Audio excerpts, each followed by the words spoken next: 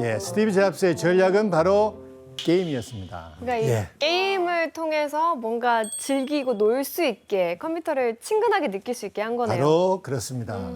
이렇게 대중을 위한 컴퓨터를 완성한 스티브 잡스는 F2를 홍보하기 위해 적극적으로 전략을 짰는데 바로 로고를 바꾸는 거였습니다. 아, 이전 로고와 비교하면 어때요? 한 입 베어 먹었네요. 맞아. 맛을 봤네. 스티브 잡스는 애플2의 칼라 기술을 홍보하기 위해서 로고를 바꿨다고 합니다. 이때 만들어진 로고는 애플2가 출시된 1977년부터 1998년까지 약 21년 동안 쓰이게 됩니다. 그리고 이때 무엇보다 이들의 마음을 사로잡은 것이 있었는데 과연 뭐였을까요? 바로 가격입니다. 싸게 했네. 당시 애플2는 1298달러에 팔렸는데 다른 컴퓨터에 비하면 상대적으로 가격이 낮았습니다.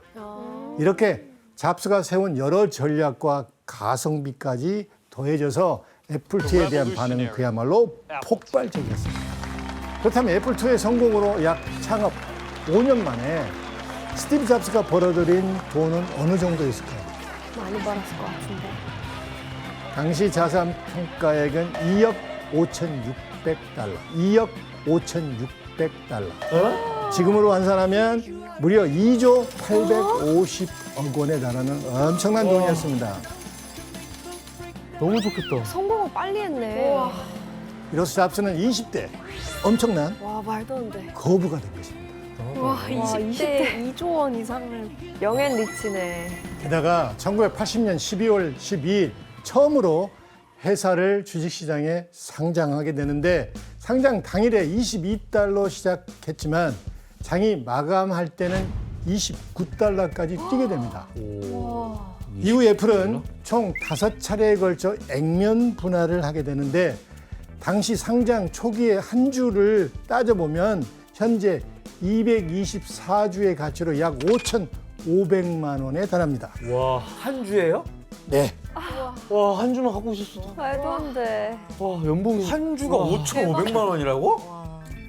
스티브 잡스는 애플2의 성공으로 단숨에 라이징 스타가 됐죠. 하지만 잡스는 이 성공을 마음 편히 누릴 수는 없었습니다. 애플의 행보를 바짝 쫓아오는 라이벌이 등장한 거죠. 아, 마이크로소프트? 빌 게이츠. 바로 세계 최대 컴퓨터 업체인 IBM이었습니다. IBM.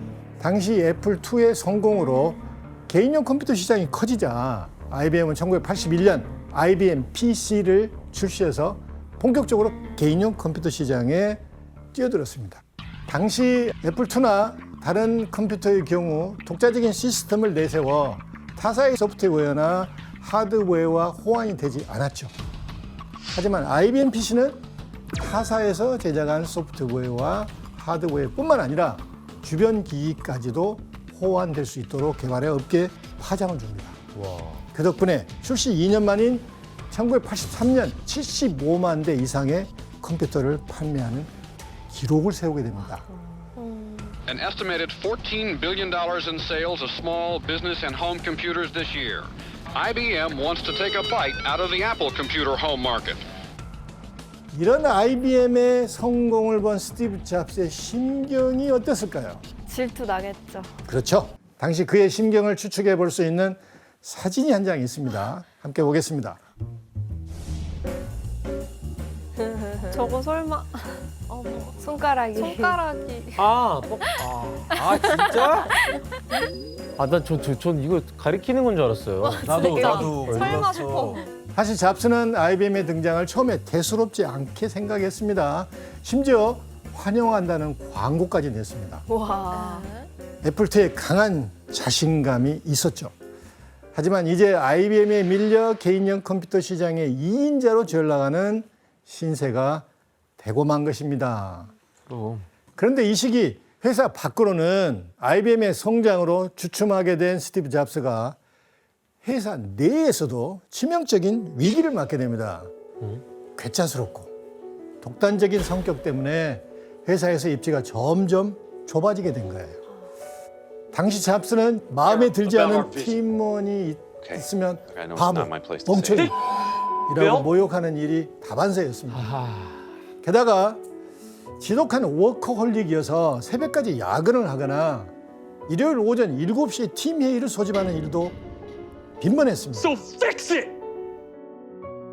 요즘 시대면은 큰일 나죠. 네 많이 욕먹었겠는데요. 그렇죠. 직원들이 많이 피곤했겠는데요. 이런 잡스의 스타일에 맞추기 위해 팀원들은 일주일에 90시간을 일했다고 합니다. 일주일에 90시간? 와 아니 근데 대단하신 분이지만 이거 회사 내에서도 이거 그냥 지켜만 본 건가요? 그럴 리가 있겠습니까? 결국 회사는 고민 끝에 잡스에게 그가 맡고 있던 프로젝트에서 손을 떼라고 결정합니다. 그런데 여기서 물러날 잡스가 아니죠. 어떤 선택을 했을까요?